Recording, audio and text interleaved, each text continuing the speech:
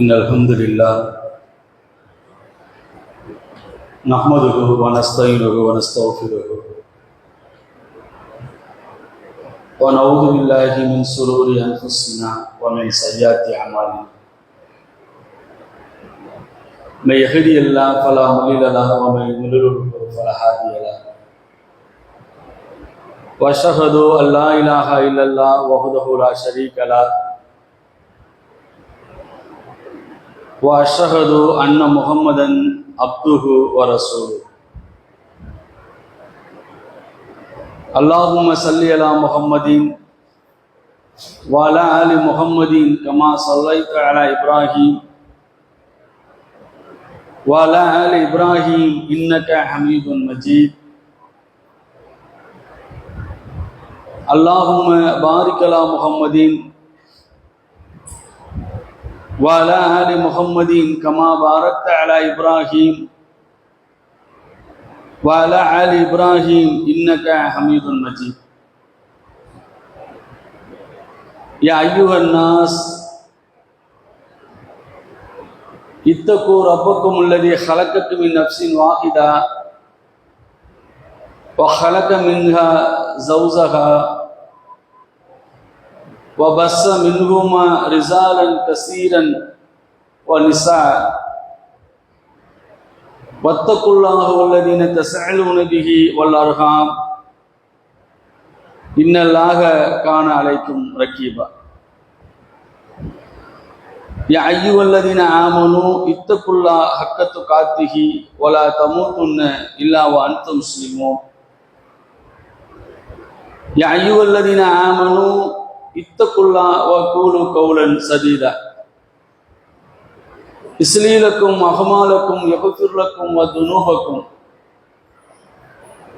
ومن يطع الله ورسوله فقد فاز فوزا عظيما فإن أصدق الحديث كتاب الله وهدي محمد صلى الله عليه وسلم وشر الأمور محدثاتها وكل محدثة بدعة وكل بدعة ضلالة وكل ضلالة في النار سبحانك لا علم لنا إلا ما علمتنا إنك أنت الحليم الحكيم رب اشرح لي صدري ويسر لي أمري واحلل عقدة من لساني ويفقهوا قولي. பெரும் மதிப்பிற்கும் மரியாதைக்கும் உரிய எல்லாம் வல்ல ஏகனாகிய அல்லாஹ்வுடைய நல்லடியார்களே, உங்கள் மீதும் என் மீதும் வல்ல ரஹ்மானின் வற்றாத பெருங்கருணை இம்மையிலும் மறுமையிலும் என்று நிலவட்டுமாக என்று பிரார்த்தனை செய்தவனாக இந்த ஜும்மா உரையினை துவங்குகின்றேன். அல்லாஹ்வுடைய மார்க்கத்தை அதனுடைய தூய்மையான வடிவிலே அறிந்து கொள்ள வேண்டும்,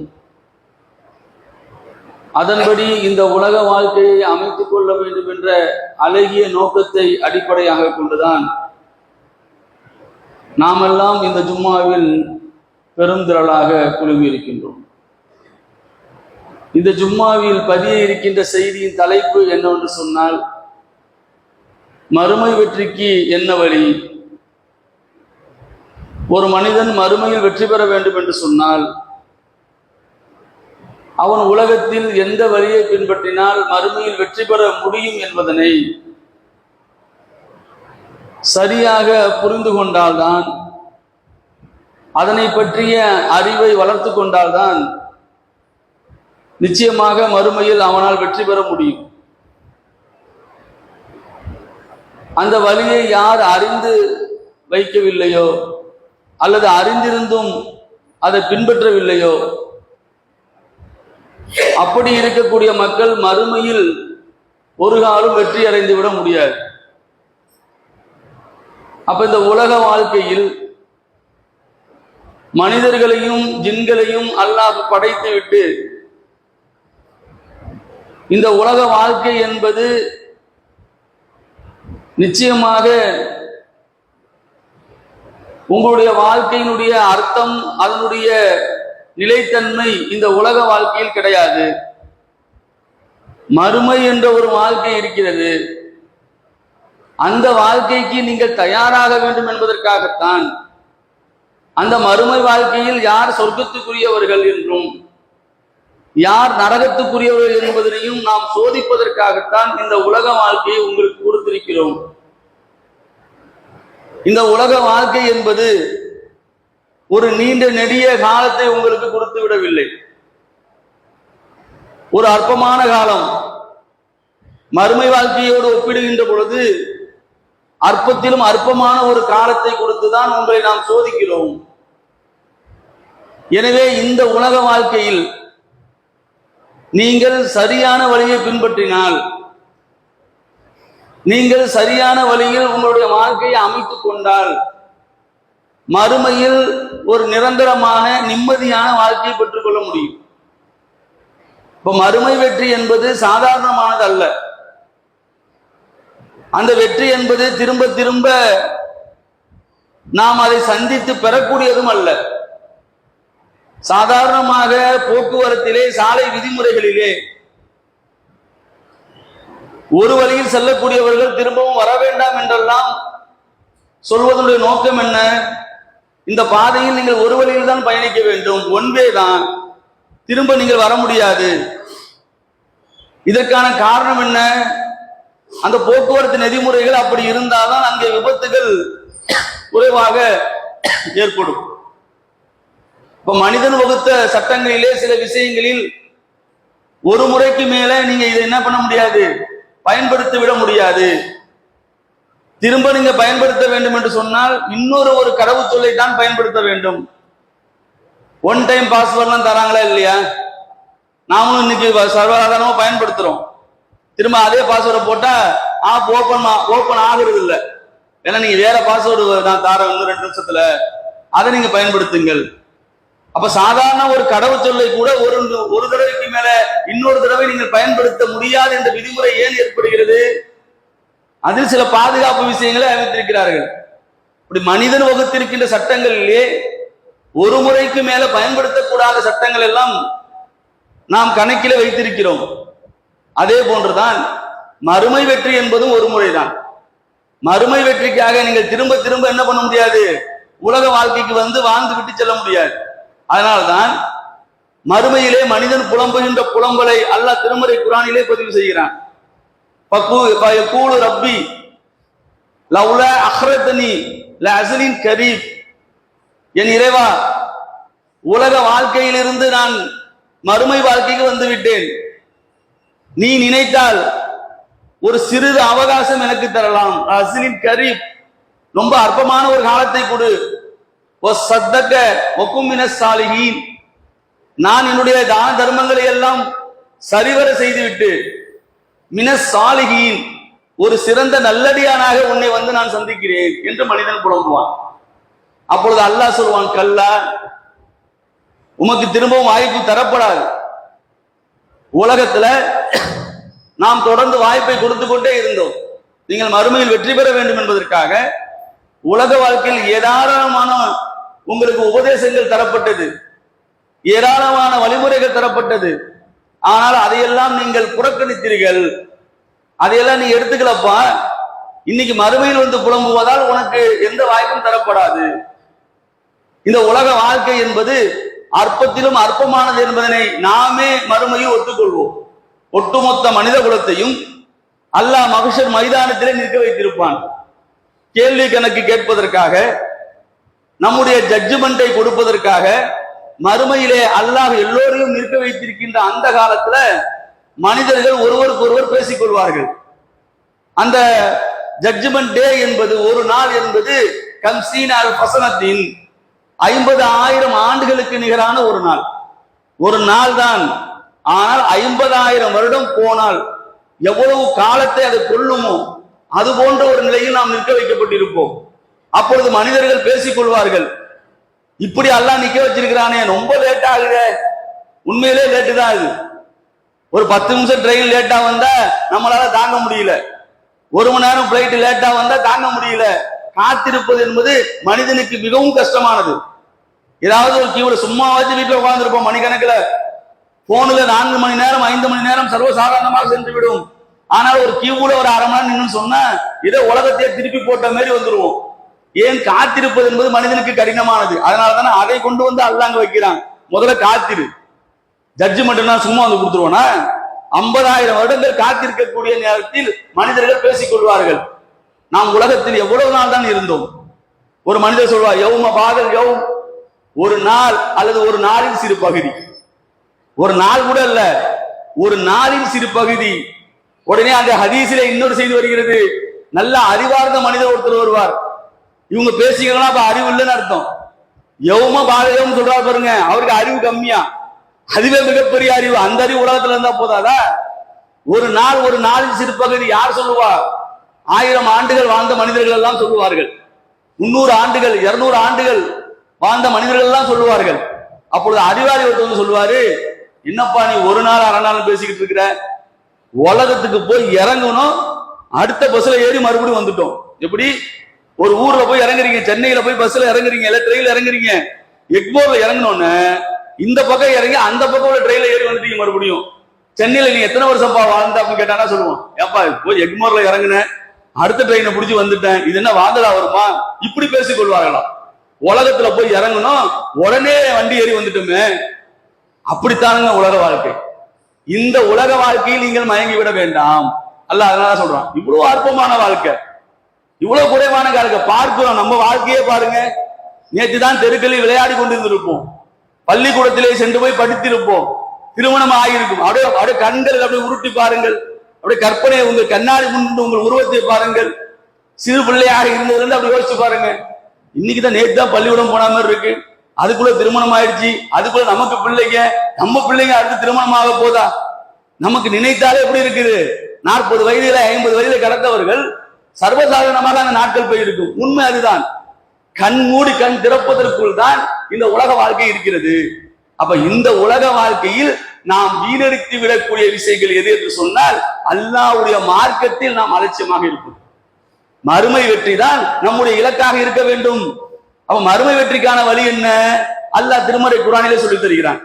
நபி ஆதம் அலைஹிஸ்ஸலாம் அவர்களுக்கு அல்லாஹ் முதலாக அந்த செய்தியை சொல்ல தொடங்கி விட்டான். ஏதோ நேற்று வந்து செய்தி அல்ல, 30 ஆண்டுகளுக்கு முன்னால் தௌஹீத் ஜமாத் கண்டுபிடிச்சு கொடுத்த செய்தி எல்லாம் இல்ல. இது 1000 ஆண்டு காலத்துக்கு முன்னால், 10,000 ஆண்டுகளுக்கு முன்னால், முதல் மனிதன் இந்த உலகத்திற்கு வருவதற்கு முன்னால் சொல்லப்பட்ட செய்தி. நபி ஆதம் அலைஹிஸ்ஸலாம் உலகத்திற்கு வருகிறார்கள். எதை பின்பற்றணும், எதை பின்பற்றக்கூடாது, எப்படி நடக்கணும் எதுவும் தெரியாது. ஒரு குழந்தையை போல இந்த உலகத்திற்கு அனுப்பப்படுகிறார்கள். ஆனா பெரிய நாலேஜ் உள்ள குழந்தை, சாதாரண குழந்தை எல்லாம் கிடையாது. எல்லா உலகத்தினுடைய பேர்களும் ஆதம் அலைஹிஸ்ஸலாத்துக்கு அல்லாஹ் கற்றுக் கொடுத்திருந்தான், பெரிய ஜீனியஸ். ஆனால் மார்க்க நெறிமுறைகள் என்ன தெரியாது. அப்ப அல்லாஹ் சொல்லிட்டாரா, இம்மா யஹ்தி என்னக்கு மின்னி ஹுதன், ஆதமே என்னிடமிருந்து உங்களுக்கு நேர்வழி வரும். பமன் தபிய ஹுதாய வலா ஹௌஃபுன் அலைஹிம் வலா ஹும் யஹ்சனூன், யார் அந்த வழியை பின்பற்றுகிறார்களோ அவர்களுக்கு அச்சமும் இல்லை, கவலையும் இல்லை. நபி ஆதம் அலைஹிஸ்ஸலாம் அவர்களுக்கு சொன்ன செய்திதான் ஒட்டுமொத்த மனித குலத்திற்கும் சொன்ன செய்தி. நீங்கள் உலகத்துல பின்பற்ற வேண்டிய வழி என்ன, பின்பற்றக்கூடாத வழி என்ன, இது எல்லாம் சொல்லித் தருவது அல்லாஹ்வின் புறத்திலிருந்து வந்திருக்க வேண்டும். நீங்கள் தொழுகிறீர்களா, நீங்கள் எப்படி தொழ வேண்டும் சொல்லித் தருவது யார்? அல்லாஹ்வின் புறத்திலிருந்து வந்து நபி சொல்லி தந்திருக்க வேண்டும். ஏன் இப்படி தொழுகிறீர்கள், ஏன் இப்படி தக்பீர் கட்டுகிறீர்கள் என்று யாரிடத்தாவது போய் கேட்டால் அவர்கள் இது எங்களுடைய நபி சொன்னது என்று சொன்னால் அது நபி வழி. இல்லை, இது எங்கள் முன்னோர்கள் சொன்னது, எங்கள் காலங்காலமாக நாங்கள் இப்படித்தான் பின்பற்றி வருகிறோம், எனவே இது எங்கள் முன்னோர்கள் காட்டிய வழி என்று பயணித்தால் மறுமையில் வெற்றி பெற முடியாது. அதையும் அல்லாஹ் திருமறை குர்ஆனில் சொல்லி தருகிறான். அவ்வளவுக்கான ஆபாவும் ஷைன்வலா எடுத்ததும், ஏனப்பா உங்கள் முன்னோர்கள் எதையும் விளங்காதவர்களா இருந்தாலும் பின்பற்றுவீர்களா? முன்னோர்கள் என்று சொல்லுகிறீர்கள், மார்க்கத்தில் முன்னோர்கள் அளவுகளா? இல்லை. அப்ப முன்னோர்கள் காட்டிய வழியில் பயணித்தால் மறுமையில் தோல்வியை அடைவீர்கள். இன்னும் சில பேர் இருக்கிறார்கள், ஊரில் பெரும்பான்மையான மக்கள் இதைத்தான் பின்பற்றுகிறார்கள். ஏன் இப்படி செய்கிறீர்கள், இது இல்லையே, மார்க்கத்தில் சொல்லித்தரப்படவில்லையே என்று சொன்னால், இல்லை இல்லை எங்கள் ஊர் வழக்கம்தான் இது, ஏன் இப்படி கல்யாணத்தை நடத்துகிறீர்கள், இது நபி வழி இல்லை என்று கேட்டால், இல்லை இல்லை எங்கள் ஊர் வழக்கம் இது. அது மட்டுமல்ல, பெரும்பான்மையான மக்கள் இதைத்தான் செய்கிறார்கள். வருகின்ற பதில் என்ன? பெரும்பான்மையான மக்கள் இதைத்தான் செய்கிறார்கள், எனவே நாங்களும் பின்பற்றுகிறோம். அப்ப பெரும்பான்மையான மக்கள் பின்பற்றினால் அது சரியான வழி ஆகிவிடுமா? அதுவும் ஆகாது. அல்லாஹ் ரசூலுக்கு சொல்லித் தரான். நபியை உலகத்தில் பெரும்பான்மையான வழியை பின்பற்றினால் நீர் வழிகட்டு விடக்கூடும். உலகத்துல அல்லாஹ்வை வணங்காதவர்கள் தான் பெரும்பான்மையான மக்களாக இருக்கிறார்கள். எனவே அந்த வழி சரியான வழி ஆகிவிடுமா? எவ்வளவு பெரும்பான்மையாக இருந்தாலும் நரகத்திற்கு அவர்கள் சிறுபான்மை. ஏன்? ஒட்டுமொத்த நரகத்திலும் எவ்வளவு போட்டு நெப்புனாலும் அந்த நரகம் இன்னும் வேண்டும் இன்னும் வேண்டும் என்று மறுமையில் கேட்குமா? இன்னைக்கு 800 கோடி பேர் மக்கள் இருக்கிறோம். இதில் ஏகத்துவத்திலே பயணிக்கவர்கள், அல்லாஹ்வை மட்டும் வணங்கக்கூடியவர்கள் எத்தனை கோடி இருப்பாங்க? மீதி உள்ள மக்கள்லாம் யாரு? அந்த நிலையிலே அவர்கள் மரணித்தால் என்ன ஆகும்? மறுமையில் வெற்றி பெற மாட்டார்கள். யார் மறுமையில் தோல்வியை தழுகிறார்களோ அவர்கள் நரகத்தில் நிரப்பப்படுவார்கள். நரகம் கொதித்துக் கொண்டிருக்கின்ற நிலையிலே அல்லாஹ் அதனிடத்திலே கேட்பான். உலகத்துல எல்லா கடைசி நரகத்துக்கு போவானே, அது வரைக்கும் அல்லாஹ் அனுப்பிட்டு நரகத்துக்கு கேட்பான், உன்னுடைய தாகம் தீர்த்து விட்டதா? உன்னுடைய பசி அடங்கி விட்டதா? அது கேட்குமா? இன்னும் இருக்கிறதா என்று கேட்குமா? இன்னும் எங்க படைச்சுதான் அனுப்பணும். அல்லாஹ் தன்னுடைய காலை வைத்து அந்த நரகத்தின் மீது அழுத்துவான். அப்பொழுதுதான் அது போதும் போதும் என்று அலறுமாம். மறுமையிலே நடக்கின்ற செய்தியை ரசூலுல்லாஹ் சொல்றாங்க. எப்படிப்பட்ட நரகம்? அதனால நெருப்பு எல்லாத்தையும் தின்றும்பாங்க. நெருப்பு எல்லாத்தையும் தின்றும். பெரிய 5000 கோடி ஃபேக்டரியா இருந்தாலும் தின்றும், 50 பைசா விறகா இருந்தாலும் தின்றும். தின்றுதா இல்லையா? அப்ப அதே போன்ற நெருப்பு மறுமையிலே நரகம் எல்லாத்தையும் தின்றுவிடும். அப்ப மறுமையில் வெற்றி பெறுவது என்பதுதான் ஒரு மனிதனுக்கு ஆகச் சிறந்த நோக்கமாக இருக்க வேண்டும். ரசூலுல்லாஹ் அப்படிதான் வழி நடத்துறாங்க. அதைத்தான் எல்லா நபிமார்கள் சொன்னாங்க. நபி நூஹ் அலைஹிஸ்ஸலாம் அவர்கள் அவங்க மக்களுக்கு சொன்ன செய்தியை அல்லாஹ் திருமறை குர்ஆனிலே பதிவு செய்கிறான். அந்த மக்களை நோக்கி அழைக்கிறாங்க. மிகப்பெரிய சமூகத்துக்கு அனுப்பப்பட்ட ஒரு நபி அந்த மக்கள்கிட்ட போய் சொல்றாங்க, லா இலாஹ இல்லல்லாஹ், அல்லாஹ்வை தவிர வணக்கத்துக்குரியவன் யாரும் இல்லை. ஆனா ரசூலுல்லாஹ், நான் உங்களுக்கு தூதராக அனுப்பப்பட்டிருக்கிறேன். அந்த மக்கள்கிட்ட 5 வகையான வணக்க வழிபாடுகள் இருந்தது. வத்து, சுவா, நசுரு, யகூஸ், யகூக் என்று சொல்லக்கூடிய 5 வித தெய்வங்களை வணங்கி கொண்டிருந்தார்கள். யாரு? ஆதம் அலைஹிஸ்ஸலாத்திலிருந்து 10வது தலைமுறைக்குள்ள இத்தனை தெய்வங்கள் வந்து விட்டன. அப்ப மறுமை வெற்றிக்காக அழைக்கிறார்கள். மறுமையில் வெற்றி பெற வேண்டுமா? இந்த பல தெய்வ கொள்கையிலிருந்து வெற்றி வந்துருங்க. கேட்கல. அவர் 950 ஆண்டு காலம் பிரச்சாரம் பண்ண ஒரு நபி. இன்னைக்கெல்லாம் நம்ம ஒரு தடவை 2 தடவை பிரச்சாரம் பண்ணாலே சோர்ந்து விடுகிறோம். ஆனால் 950 ஆண்டு காலம் ஏகத்துவ பிரச்சாரம். அந்த மக்கள்கிட்ட சொல்றாங்க, நீங்க இந்த ஓரிரை கொள்கைக்கு வந்துருங்க. அது எல்லா விதத்திலும் சொல்றாங்க. ரகசிய அல்லாஹ் குர்ஆன்ல அடுக்கிறார். ரகசியமாக சொல்கிறார்கள், பகிரங்கமாக சொல்கிறார்கள். மறுமை வெற்றிக்காக சொன்னால் அந்த மக்கள் தன்னுடைய ஆடைகளை எடுத்து காதை அடைத்துக் கொண்டார்கள். அப்ப அந்த மக்களுக்கு ஒரு சான்ஸ் தராங்க. நீங்க மறுமையில் வெற்றி பெற வேண்டுமா? முதல்ல இதை செய்யுங்க. யுர்சில சமாயி அவங்க சொல்றாங்க, அல்லாஹ்விடத்தில் ஃபகுல்த இஸ்தக்ஃபிரு ரப்பக இன்னஹு கான கஃபாரா, நீங்க அல்லாஹ்விடத்தில் பாவ மன்னிப்பு தேடுங்கள், நிச்சயமாக அவன் மன்னிப்பான். முதல்ல ஷிர்க்ல இருக்கிறீங்களா? நீங்க முதல்ல பல பல பாவங்களை திளைத்திருக்கிறீர்களா? முதல்ல மறுமையில் வெற்றி பெற வேண்டும் சொன்னா இஸ்திக்ரா செய்யுங்க சொல்லி தராரு அந்த மக்கள்கிட்ட. நீங்க அல்லாஹ்ட்ட பாவ மன்னிப்பு கேளுங்க, அல்லாஹ் மன்னிப்பான் சொல்லிட்டு சொல்றாங்க. அல்லாஹ்விடத்தில் பாவ மன்னிப்பு கேளுங்க, அவன் என்னமா பண்ணுவான்? யுர்சில சமாயு அலைஹி மித்ராரா, வானத்திலிருந்து உங்களுக்கு மலைகளை தந்து கொண்டே இருப்பான். மழை பெஞ்சாதான் வாழும். சொல்றாங்களா இல்லையா? நீரின்றி அமையாது உலகங்கிறான். உலகமே நீர் இல்லைன்னா அமையாது, அவ்வளவுதான். நீர் இல்லைன்னா முடிஞ்சு போச்சு, கதை முடிஞ்சு போச்சு, எந்த படைப்பினமும் வாழாது. அப்ப அவன் தொடர்ந்து உங்களுக்கு மலையை அனுப்புவான். சொல்லிட்டு சொல்றாரு பாருங்க, வா எம்திக்கு மூபி அம்பாலுக்கும் பைனக்கும் எஜலுக்கும் ஜன்னத்தன் எஜுகளுக்கும் அன்ஹாரா. வெறும் மலையை மட்டும் அனுப்புறது இல்ல, அடுக்கிறாரு. அன்றி அவன் உங்களுக்கு பொருள்களையும் புதல்வர்களையும் கொண்டு உதவி செய்வான். உங்களுக்கு எல்லாத்தையும் கொடுப்பான்பா. உங்களுக்கு பொருள்களை தருவான், புதல்வர்களை தருவான், இன்னும் உங்களுக்காக தோட்டங்களை உண்டாக்குவான், உங்களுக்காக ஆறுகளை உண்டாக்குவான், அதை பெருக்கெடுத்து ஓட செய்வான். நீங்க அல்லாஹ்ட்ட மாவு மன்னிப்பு கேட்டா மழை பெய்யும். அல்லாஹ் உங்களை அழகான முறையில வாழ செய்வான். மாலக்கும் லஹா தர்ஜுல்லாஹி ஃபகாரா, இவ்வளவு மகத்துவம் மிக்க கண்ணியமிக்க இறைவனை புறக்கணிக்க உங்களுக்கு என்னப்பா நேர்ந்தது? நூஹ் நபி அந்த சமுதாயத்தை கேட்கிறாங்க. எவ்வளவு அடுக்கிறாருங்க. 10,000 ஆண்டுகளுக்கு முன்னால் அறிவியல் விஞ்ஞானத்தை எல்லாம் அடுக்கிறாரு. இன்னைக்கு சொல்ல முடியாத விஷயங்கள் எல்லாம் அறிவியல்ல விவரிக்க முடியாதெல்லாம் அப்படியே போற பக்கம் சொல்ற. மாலகம் தர்த்தி உள்ளாக வக்காரா, அல்லாஹ்வை நிராகரிக்க என்ன நேர்ந்தது? அவன் உங்களை சும்மா படைச்சிருக்கானா? சொல்றாரு, பக்கத்த ஹலக்கத்துனா அத்துவாவா, அவன் உங்களை பல நிலைகளில் இருந்து படைத்தான். கருவுல நிலையெல்லாம் பேசுறாரு. இன்னைக்கு எம்ஆர்ஐ ஸ்கேனு என்னென்னமோ ஸ்கேன்லாம் கண்டுபிடிக்காத விஷயத்தெல்லாம் அன்னைக்கு அளக்குறாரு. அங்க நூகு நபி சொல்றாருங்க, 10,000 15,000 ஆண்டுகளுக்கு முன்னால் வாழ்ந்த ஒரு மனிதர். அவர் சொல்றாரு, அலம் தர கைஃப ஹலக்கல்லாஹு சபுக சமாவாத்தின் திபாகா, வானங்கள் அடுக்கடுக்காக படைத்திருக்கின்ற உங்கள் வானத்தை நீ பார்க்கவில்லைன்னு கேட்கிறார். வானத்தை பார்த்ததுன்னு சொன்னா ஓகே, அடுக்கடுக்கா 7 வானம்னு பிரிச்சு சொல்றாருங்க. இன்னைக்கு சயின்ஸ் சொல்லுது வானம் ஒன்று அல்ல, அது 7 ஸ்டெப்ல இருக்குங்களாம். இதையெல்லாம் அந்த மக்கள்கிட்ட சொல்றாரு. இன்னும் அவற்றுக்கு சந்திரனை அமைத்தான், சூரியனை அமைத்தான், அந்த மக்களுக்கு அடுக்கிறாரு. அப்படியே எல்லாத்தையும் அடுக்கிட்டு சொல்றாரு, அப்படிப்பட்ட இறைவனை நீங்கள் மறுக்கிறீர்களா? மறுமையில் வெற்றி பெற வேண்டாமா? அந்த மக்கள் எல்லாம் நிராகரித்தார்கள். அந்த மக்களுடைய நிலை என்னங்க? இன்னைக்கு வரலாறு சொல்லப்பட்டு விட்டது. நடந்த வரலாற்று நாம் பேசும் நூஹ் நபியுடைய வரலாறு பெரும் கொண்ட மக்கள் சொன்னாங்க, அற்பமான மக்கள் ஏற்றுக்கொண்டாங்க. அப்படியே கப்பலை கட்டுறாங்க, அந்த மக்கள் எல்லாம் எள்ளி நகையாடுறாங்க. ஆறு இல்ல, குளம் இல்லை, கடல் இல்லை, கப்பலை கட்டுக் கொண்டிருக்கிறார். நூஹ் நபிக்கு ஏதோ புத்தி பதிலளித்து விட்டது என்று பேசினார்கள், கிண்டல் செய்தார்கள். திரும்ப அவர் சொன்னாரு, ஒரு நாள் நாங்கள் உங்களை எள்ளி நகையாடுவோம். மழை கொட்டிற்று, வெள்ளம் பொங்கிற்று, ஒட்டுமொத்த உலகத்தில் மக்கள் எல்லாம் அங்கதான் இருக்கிறாங்க. ஒட்டுமொத்த உலகத்தில் உள்ள மக்கள், மனிதர்கள் எல்லாருக்கும் இந்த நபி தான், நூஹ் நபி தான். அல்லாஹ் சொல்றான், கப்பலில் அப்படியே ஏத்துங்க எல்லாத்தையும். யார? ஒட்டுமொத்த மனித குலத்துல யாரெல்லாம் இஸ்லாத்தை ஏத்துக்கிட்ட அற்பமான மக்கள், மிக குறைவான மக்கள், மறுமை வெற்றி நேசித்த மக்கள் எல்லாம் ஏற்றப்பட்டார்கள்.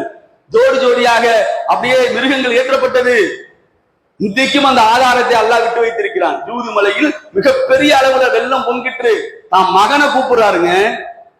மகன் ஏற மாட்டேங்கிறாரு. அவருக்கு 4 மகன்கள், ஒரு மகன் ஏற மாட்டேங்கிறாரு. கூப்பிடுறாரு, வாப்பா இந்த கப்பல்ல ஏறிக்கோ, இன்றைய தினம் இதை தவிர போக்கிடம் இல்லை. அவர் சொல்ற, அந்த மலையில நான் போய் எரிப்பேன், வெள்ளம் வந்தா என்ன, மலையில போய் எரிப்பேன். மறுமை வெற்றிக்கான வழியில் பயணிக்கவில்லை. கண் முன்னே அப்படியே வெள்ளம் அடித்து மகன் அப்படியே கொல்லப்படுகிறார். மனைவியே இஸ்லாத்தை தழுவுல. நூஹ் நபியுடைய வரலாறை திரும்ப திரும்ப படித்து பாருங்கள். அது சொல்கின்ற மிகப்பெரிய செய்தி என்ன தெரியுமா? ஒட்டுமொத்த உலகத்தை அல்லாஹ் அழிச்சுட்டான். கப்பல்ல ஏறிய மிருகங்களை தவிர, மனிதர்களை தவிர ஒட்டுமொத்த உலகம் அழிக்கப்பட்டு விட்டது. நாமெல்லாம் நூஹ் நபியுடைய பரம்பரை. இன்னைக்கு 800 கோடி மக்கள் நூஹ் நபி கப்பல் ஏத்துறாங்களே, அவர்களுடைய சந்ததிகள் நாம். அல்லாஹ்க்கு லேசான காரியம். இப்ப மறுமை வெற்றியை பெற வேண்டும் என்று சொன்னால், உலகத்துல அல்லாஹ் காட்டிய வழியை தவிர வேற எந்த வழியை பின்பற்றினாலும் மறுமை வெற்றி பெற முடியாது. அல்லாஹ்வும் அல்லாஹ்வுடைய ரசூலும் காட்டிய விதிமுறைகளை தவிர வேற எந்த விதிமுறை வாழ்க்கையை அமல்படுத்தினாலும் மறுமை வெற்றி பெற முடியாது. இப்ப மறுமை வெற்றி என்பது சாதாரண விஷயம் இல்ல. ஒரு காலம் அது தோத்து விடக்கூடாது, ஒரு காலம் அது தோல்வி அடைந்து கூடாது. ஒரே அட்டம்ப்ட் தான், ஆனால் பாஸ் ஆகியே தீர வேண்டும். அந்த அடிப்படையில் நம்முடைய மறுமை வெற்றிக்கான வழியை சரியான வழியில் தேர்ந்தெடுத்தவர்களாக மறுமையை அடைகின்ற வரைக்கும், அல்லாஹ்வை சந்திக்கின்ற வரைக்கும் ரசூலுல்லாஹ் சொன்னாங்க, பமன்கான எர்ஜு லிகாஉ ரப்பி பல் யக்மலு அமலன் சாலிஹா. உங்கள் இறைவனை சந்திக்க வேண்டும் என்று ஆசை வைக்கிறீர்களா? நீங்கள் நல்லறங்கள் செய்து கொள்ளுங்கள், மறுமை வெற்றிக்காக தயாராகி கொள்ளுங்கள். அப்படி தயாராகக்கூடிய மக்களாக அல்லாஹ் உங்களை இனிமாக்க முதல் ஒரு விஷயம்.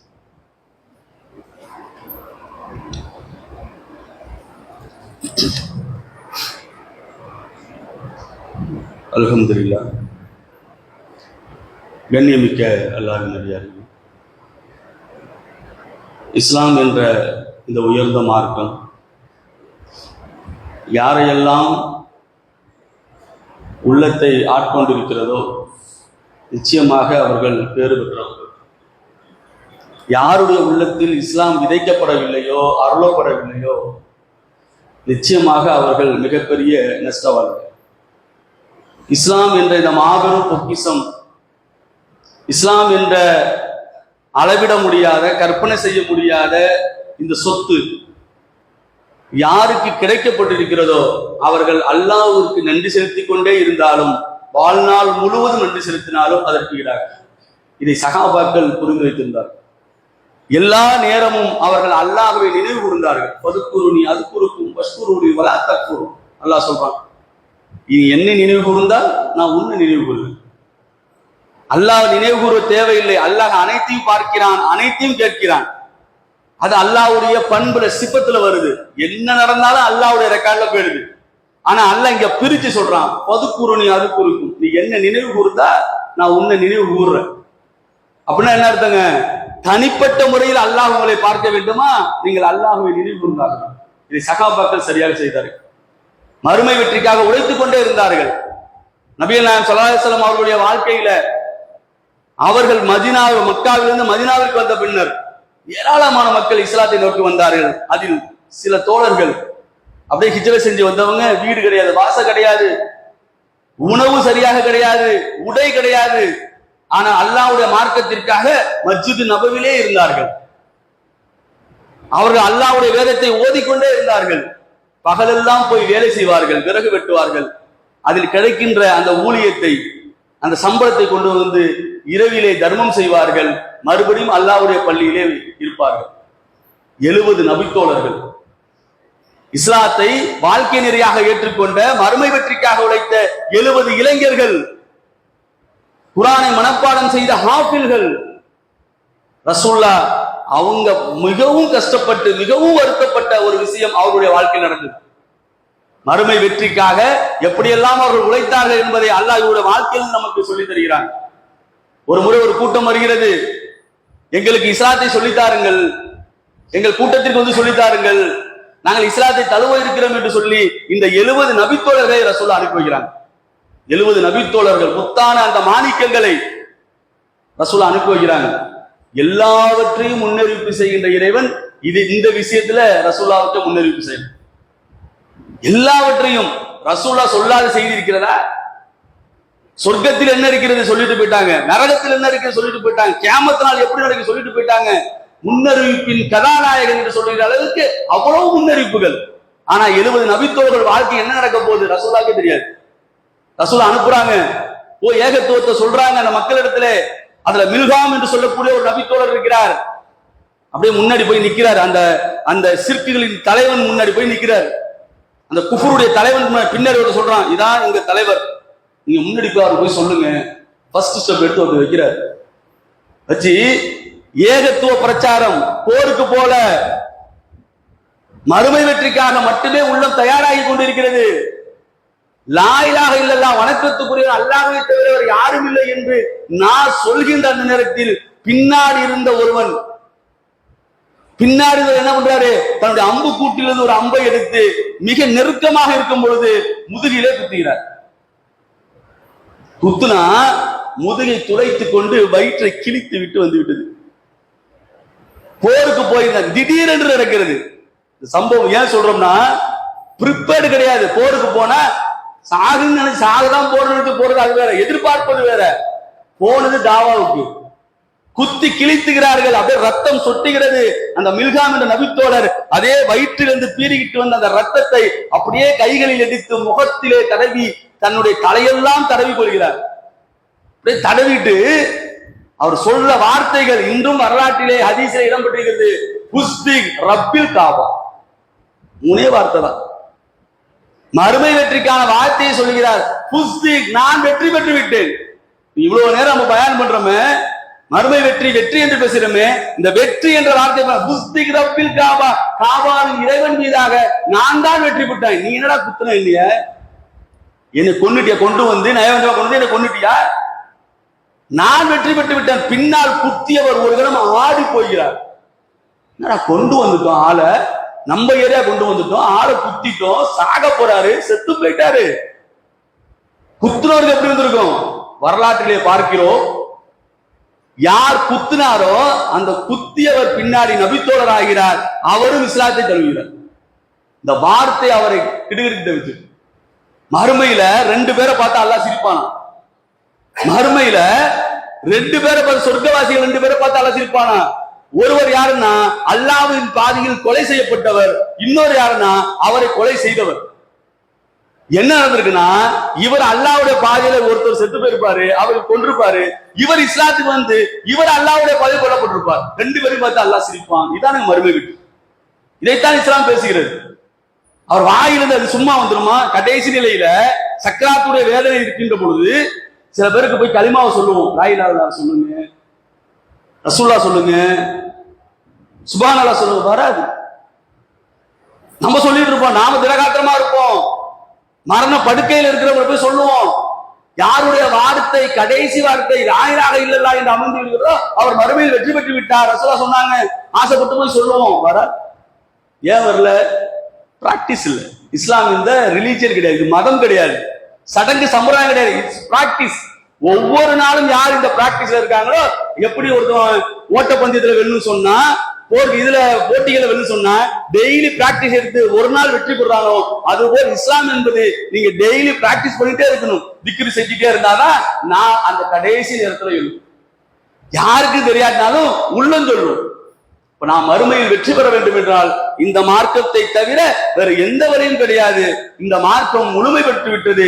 எனவே இந்த மார்க்கத்தில் முழுவதுமாக பயணிப்பவர்களாக மரணிக்கின்ற வரைக்கும் ஏகத்துவத்திலே பயணித்து நபி வழியிலே பயணித்து மன்னிக்கக்கூடிய வாய்ப்பை நம் அனைவருக்கும் அல்லாஹ் தர வேண்டும் என்று உரையை நிறைவு செய்கிறேன். வாஹிதாவானா அல்ஹம்துலில்லாஹ்.